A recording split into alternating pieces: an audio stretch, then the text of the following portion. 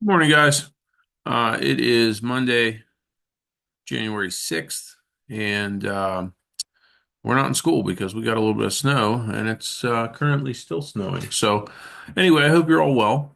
Looking at my screen here, you can probably guess we're going to talk about the digestive system. And what we're going to do is we're going to run through a number of the components, and I have a few questions embedded in this slideshow. Those questions will be the assignment. So if you pay attention during the slideshow, you'll probably be able to answer those questions right off. But yeah, so that's going to be the assignments. You got to prepare answers for those um, and submit those by close of business today. So, anyway, a couple of other things. Firstly, you do need to do your attendance via the Google form that is posted in the classroom alongside this video. And again, the only assignment for today is to answer those embedded questions. And like I said, if you pay close attention during this video, I think you'll be able to answer them. Okay, so let's get started. As you can see on the left, we have a sort of comprehensive view of the entirety of the digestive system. We have from mouth to anus shown there. Today, what we're going to do is we're going to look at some of those organs in between and talk about some of the processes that occur. I'm hoping to keep this video under about 15 minutes. I thought this was hilarious. All these chewing GIFs. Anyway, we talked on Thursday of last week about how digestion begins in the mouth, and the mechanical process of digestion is going to start with chewing. And again, we also talked about how saliva is an important component of digestion. Um, One of the things that occurs during that sort of mouth phase of digestion is the addition of enzymes, in particular amylase. Amylase in saliva is going to start to break down carbohydrates, and that is going to free up some of those sugars that are going to be made available later on. Once they get down into our small intestine, they're going to be able to be absorbed. If we look at the bottom right GIF, you can see the teeth are applying grinding, digestion, mastication, that process is called. And we see the saliva there being added via the salivary glands. Another important function of saliva is that it lubricates the food mass. So when we swallow it, doesn't abrade our esophagus more than necessary. Here we see the bolus heading down the esophagus. We see the bolus moving down. And this is a function of peristaltic action of the esophagus. This muscular wave-like contraction presses that food down. I think we used the analogy of squeezing toothpaste out of a tube last week. And now we're at the stomach, right? The food has made it to the stomach. On the left, you'll see a pretty comprehensive diagram of the stomach showing us the various anatomical parts of the stomach and also showing us the muscular layers inside the stomach. It's important to note we have muscular fibers that run longitudinally, which means kind of long ways. We have circular fibers that run kind of around the stomach, and we have oblique fibers that kind of run diagonally across the stomach. And what that does is that allows the stomach to kind of squish and squeeze and help to break down that food even further mechanically. You also might remember that when I talked last week, I talked about the rugae in the mucosa of the stomach. The lining of the stomach has these ridges, and those ridges are going to be rough, and they're going to help break down that food even further.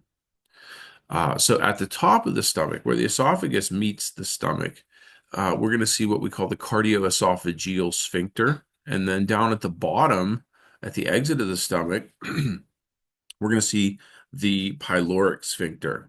And the pyloric sphincter is what determines when food is able to leave the stomach and go into the duodenum.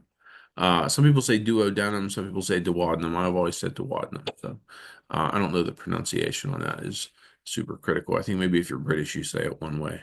But anyway, in the stomach, if we look at the components of the wall of the stomach, we're going to see those muscular layers that we mentioned. We're going to see a submucosal layer, And then we're going to see the mucosa of the stomach lining. And the mucosa is really where the rubber meets the road. This is where the stomach is going to produce the gastric juice. This is the stuff that the stomach makes, right? We talked about the big components of gastric juice are acid, right? Acid is a major um, component, and the enzyme pepsin.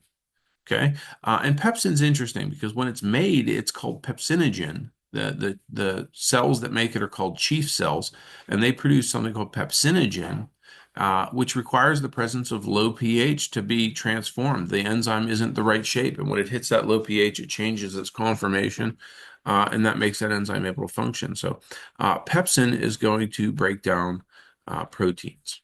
Okay. So what we're going to see is that that mashing, that moving of the stomach is going to mix all the food with this enzyme and is going to mix all that acidic material together. And now we're not going to call it food anymore. We're going to call it chyme, chyme. So the chyme leaves the stomach.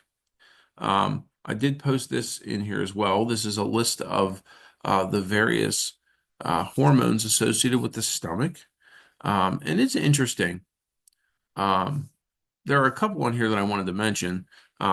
Mostly, I wanted to mention gastrin. You see that gastrin has major sort of functional um, actions, right? Uh, it stimulates the gastric glands. It stimulates intestinal muscle contraction. It relaxes valves. It triggers mass movements. That's the movement of food through. So gastrin has a lot of major functions. But the one I really wanted to talk about was ghrelin. Ghrelin is um, the hormone that we think triggers appetite. And it's produced by the stomach, and its target is up in our brain, in the hypothalamus.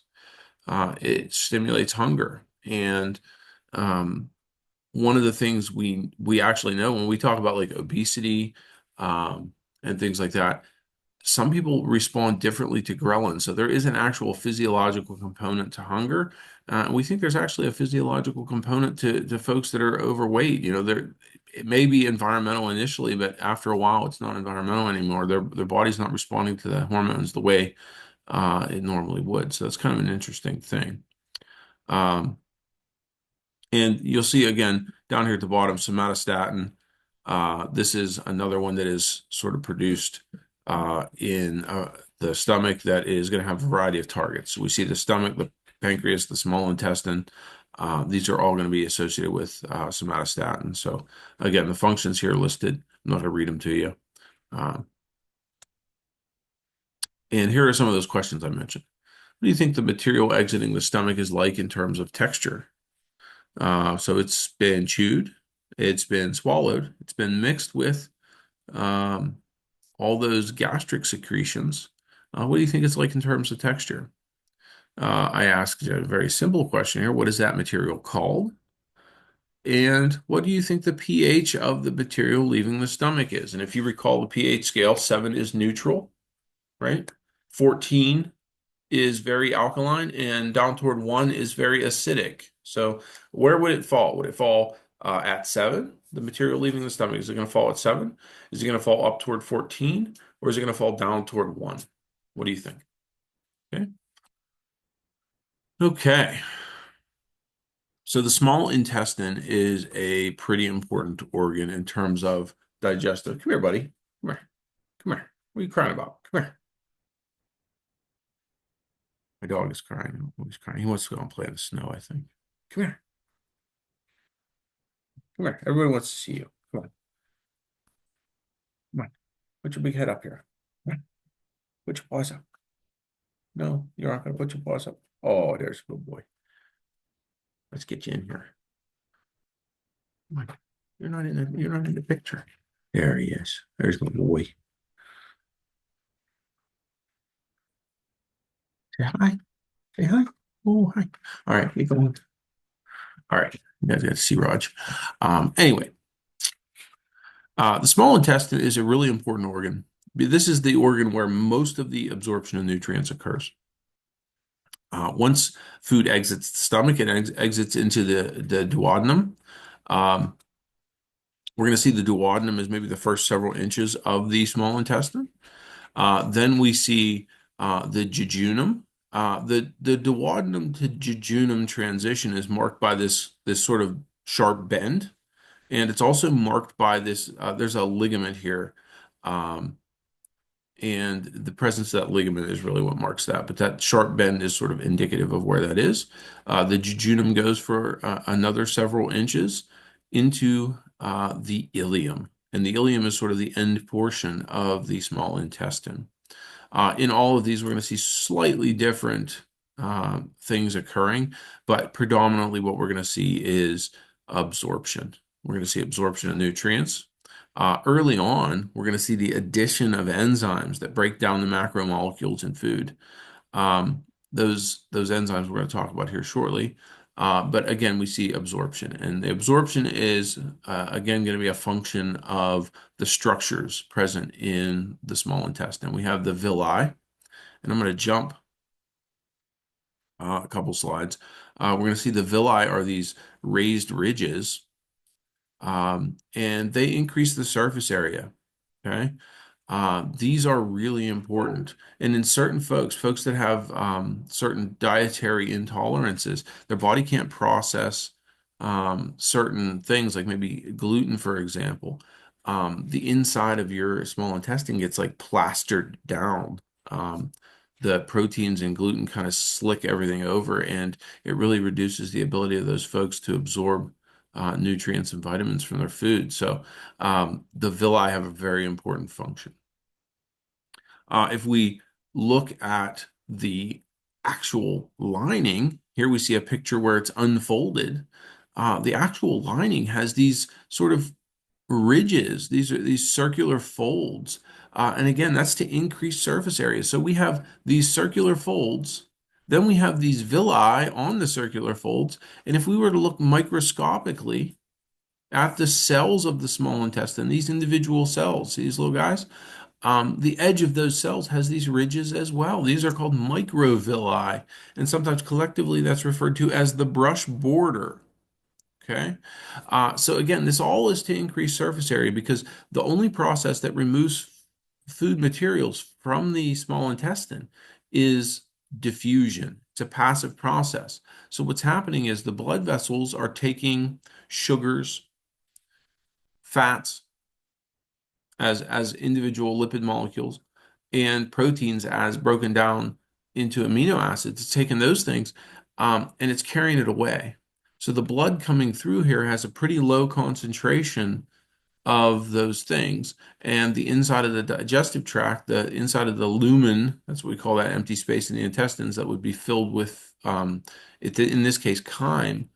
The lumen is going to be high in concentration for enzymes and sugars and lipids. So diffusion is going to carry that material into the blood, and it's going to be delivered to the various parts of the body that way. So it's a passive process. There's no energy required that makes that occur, but we do need a lot of surface area for that to occur in a timely fashion.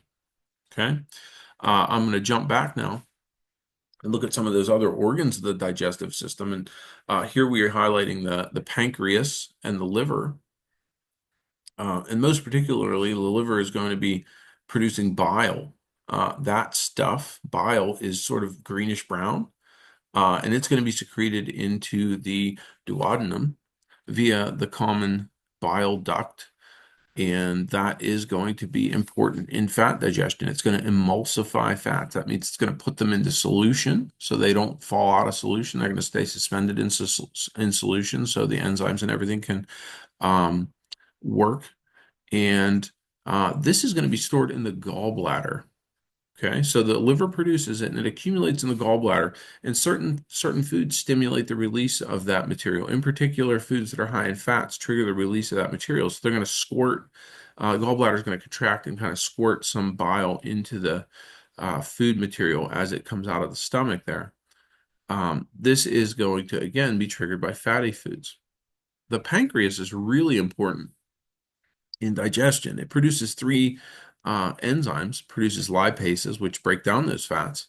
And the function of that lipase is enhanced by the presence of that emulsifying bile. We also see proteases, which break down proteins into those component amino acids I mentioned. And we see amylase, which is, again, the same enzyme we talked about in saliva, but this is called pancreatic amylase, and it breaks down carbohydrates into simple sugars. And lastly, we're going to see bicarbonate ions. This is a really important thing because if you think back to that question I asked a little bit ago, what do you think the pH of what do you think the pH of the chyme is like that's exiting the stomach? It's acidic, right? So it's going to be neutralized by these bicarbonate ions. So the enzymes that are produced by the pancreas don't do well. They don't do well in an acidic environment. So this is going to get neutralized by those bicarbonate ions. Okay, so all this has now been introduced via the pancreatic duct and the common bile duct, and now we're kind of in the sort of end of the duodenum, entering the jejunum. We're going to see that absorption I mentioned occurring. All right, so some questions in this section. Why do the macromolecules, lipids, proteins, and starches need to be broken down? What needs to happen? Why does it need to happen? And what do you think would happen if those macromolecules pass through without being broken down? What do you think is going to happen? Okay. So I want you to think about it in the context of diffusion. If those macromolecules aren't broken down, can they be absorbed? And if they can't be absorbed and they're still in the intestine, what's going to happen with diffusion? Okay. And now we're at the large intestine. This is sometimes referred to as the colon. We're going to just kind of go through the parts here real quick. We're going to see at the beginning of the colon, we see this structure called the cecum. This is the small intestine entering into the colon. So pretty well nutrients have been absorbed at this point. We're going to see those nutrients kind of almost exhausted from that formerly food, now chyme, entering into the cecum, passing up the ascending colon. This will be kind of on your right side. Going to pass up on the right side. Then it's going to pass across the middle. That's called the transverse colon. And then we have what we call the descending colon. It's going to go right near the spleen. It's called the splenic flexure. Okay, and it's going to pass downward. Okay, and then we see this S-shaped portion. This S-shaped portion is called the sigmoid colon. Sigmoid meaning sigma-like. Okay, little sigma, whatever, I don't know what they call it, brain rot speak or whatever. This is the sigmoid colon, and it's going to enter into the rectum. Okay, so talking about function, this whole structure is really going to be vital in removing water from the food because we don't want to just poop out a bunch of water. We would lose too much water that way. If you've ever had a bout of the diarrhea, you know that you're losing a lot of water that way, and everybody always tells you to stay hydrated, right? If we didn't remove waste water, or if we didn't remove water from our waste, we would see that it would increase our water requirement tremendously. So the large intestine plays a vital role there. We're also going to absorb salts and electrolytes in our large intestine. And we're going to see the waste form into a semi-solid material here. And there is still some digestion that occurs here. There are sort of some bacterial digestion that occurs here, breaking down some stuff, freeing up some vitamins and things like that. And at the end of the line, that food is now waste. Almost everything is out of it that is nutritionally viable. Um, and the rectum is going to sort of serve as a holding tank um, until nerves detect sufficient stretching to tell you to have to go to the bathroom. That's kind of what happens there. So there's nerves that tell you, hey, it's time to go when the rectum is full. So that's sort of the path of food from beginning to end. Um, and that's the lesson for today. And again, those questions, there are a few here. Why is it important for the colon to absorb water? I just kind of mentioned that. What would happen if there was too much water in your waste? I mean, sort of physiologically, what would happen, but why would that be a problem? And why do you think this is a thinking question? Why do you think some illnesses trigger diarrhea? Why do you think they trigger diarrhea? All right, so there were what, 8 questions to answer. So that's the work for today. Those questions are embedded in here. I'm going to share this slideshow with you as well if you want to go back through it and see the questions again. Anyway, have a great day and get out and do some sled riding.